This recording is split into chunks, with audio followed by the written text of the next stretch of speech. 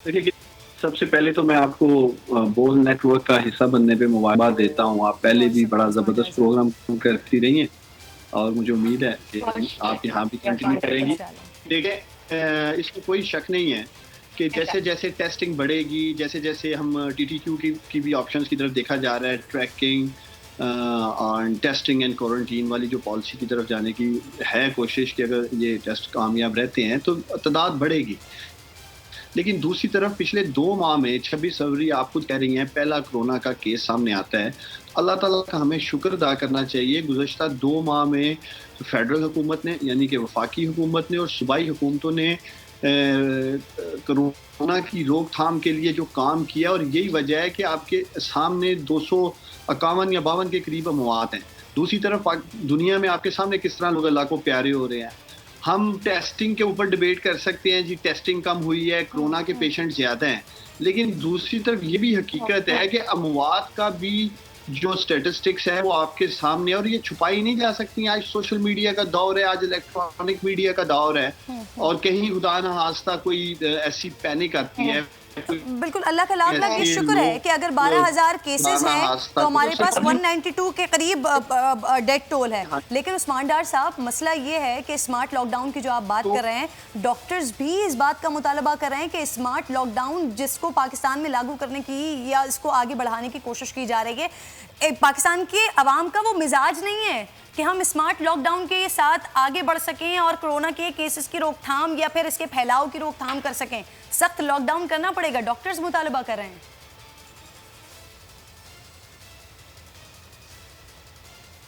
देखिए किरण, पाकिस्तान के जितने भी डॉक्टर्स हैं, नर्सिस हैं, पहले तो मैं उनको सलाम पेश करता हूँ जिस बहादुरी से वो एज ए फ्रंट लाइनर मुकाबला कर रहे हैं।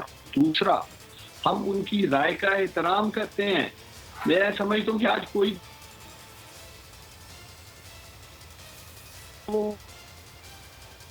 होगा हमें के आहिस्ता आहिस्ता स्मार्ट लॉकडाउन की तरफ जा रहे हैं, नरमी लेके आ रहे हैं। वो भी ये समझते हैं कि उन्हें मुआशत और कोरोना से लेके चलना है। असल जिस बात की जरूरत है वो बतौर मनहसल कौम हमें जिम्मेदारी का मुजाहरा करना होगा। मसाजिद पे बड़ी डिबेट हो रही है कि मसाजिद नहीं खोलनी चाहिए थी। देखिए मसाजिद खोल दी गई, अब हमें तो अब उसके एसओपीज बने हैं कि सेज के लोगों को नमाज के लिए जाना है, कारपेट या क्लीन के ऊपर नमाज नहीं पढ़ेंगे, उसको निकालना होगा। जो भी उनके सफाई वगैरह के एसओपीज दिए गए हैं उनको अगर हम जिम्मेदारी से पूरा करेंगे जैसे मगरब कर रहे हैं तो इंशाल्लाह तो हमें सामना नहीं होगा। डिबेट आज सिर्फ ये है कि क्या हम एक जिम्मेदार कौम हैं, क्या हम डिसिप्लिन कौम हैं, क्या हम लोग एसओपीज पे अमल सकते हैं, इस पे बात और डिबेट की जा रही है। और मैं समझता हूँ पाकिस्तानी आज मुझे सुन रहे होंगे आपके प्रोग्राम से, तो अगर हमें वाकई ही कोरोना का मुकाबला करना है तो वो एहतियात से भी होगा।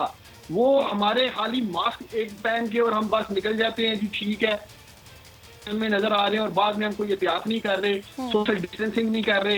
एसओपीज जिस इंडस्ट्री को मिले हैं, मसाजिद को मिले हैं, दुकानों को मिले हैं, अगर तो हम कर नहीं रहे तो हम कौम को भी खतरे में डाल रहे हैं, अपने अजीजों को, अपनी फैमिलीज को, अपने अहले इलाका को सब खतरे में डाल रहे हैं। आज मैं सोचता हूँ हाईलाइट ये करना जरूरत है कि हम सबको जिम्मेदारी मुजाहरा करना है कोरोना में। बिल्कुल बिल्कुल दुरुस्त फरमा रहे हैं सर। जिम्मेदारी का मुजाहरा हर किसी की जानिब से, वो चाहे अवाम हो चाहे हुक्मरान हो, जिम्मेदारी का मुजाहरा तो बहुत ज्यादा जरूरी है। और फिर यही होता है कि जब ऊपर वाले एहतियात करते हैं या ऊपर वाले जिम्मेदारी का मुजाहरा करते हैं तो फिर सारे के सारे जिम्मेदारी का मुजाहरा करते हुए दिखाई देते हैं। साथ ही मौजूद हैं आप मेरे जमील साहब की जानिब में आऊंगी। जमील साहब मुझे ये बताइएगा कि पिछले कई सारे रोज से छोटे ताजरों की जानिब से तो प्रेस कॉन्फ्रेंस की जा रही थी बाकायदा। जब 15 दिन का लॉकडाउन का इख्तिताम हो रहा था उस वक्त भी वो बेचारे बड़े परेशान थे। फिर फाइनली जो बड़े ताजर हैं उनकी मीटिंग्स हुई, सिंध गवर्नमेंट की जानिब से फैसले सामने आए कि चलें जी एक एक दिन की इजाज़त दे दी जाती है। अब जो आप लोगों के मुआहदात हुए हैं सिंध गवर्नमेंट से, उससे अभी भी हमें छोटे ताजर जो हैं वो खुश दिखाई नहीं दे रहे हैं, मुतमईन दिखाई नहीं दे रहे हैं। आप लोगों के साथ जो मामला तय पाए हैं, आप लोग मुतमईन हैं इससे? नहीं, हमारे साथ जो मामला तय पाए थे, हमने तो कहा था कि हमें पूरे कराची में जो लॉकडाउन के हवाले से 1 महीना 8 दिन आप हो चुके हैं बंद हुए, तो हमें जो है कारोबार करने की इजाज़त दी जाए। तमाम हिफाजती इंतजामात के साथ हम कारोबार खोलने के लिए तैयार हैं। लेकिन हमारे सामने बात ये आई کہ آپ جو ہے پہلے مرحلے میں جو ہے وہ آن لائن کاروبار شروع کریں. ہم نے ان سے کہا کہ آن لائن کاروبار سے ریٹیلر کیسے شروع کر سکتا ہے جبکہ ریٹیلر جو ہے وہ چھوٹا تاجر ہے.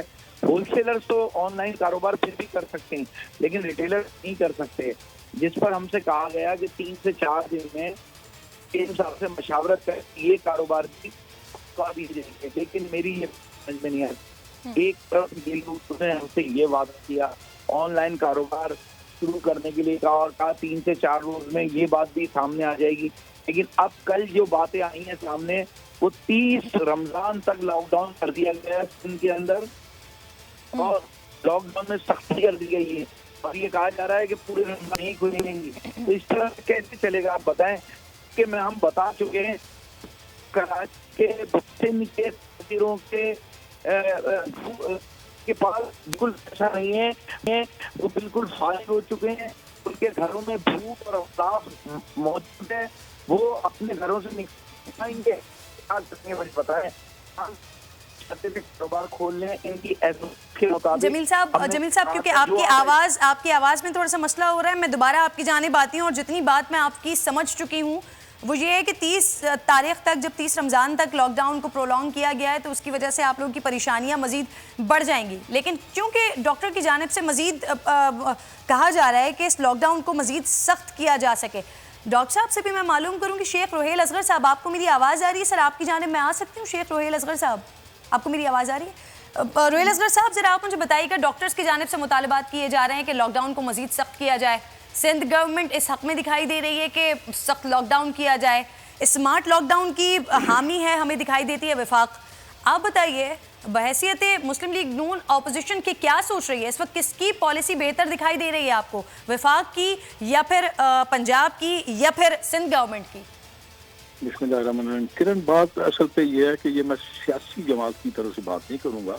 سیاسی جماعت کی اپنی ایک سوچ ہوتی ہے, ان کی اپنا ایک فکر ہوتی ہے, اصول اپنے ہوتے ہیں ان کے. یہ میں آپ کو بحیثیت کیونکہ آپ نے میرے نام لیا تو میں اپنے نام کی وجہ سے آپ سے کچھ گزارشات کر دوں گا.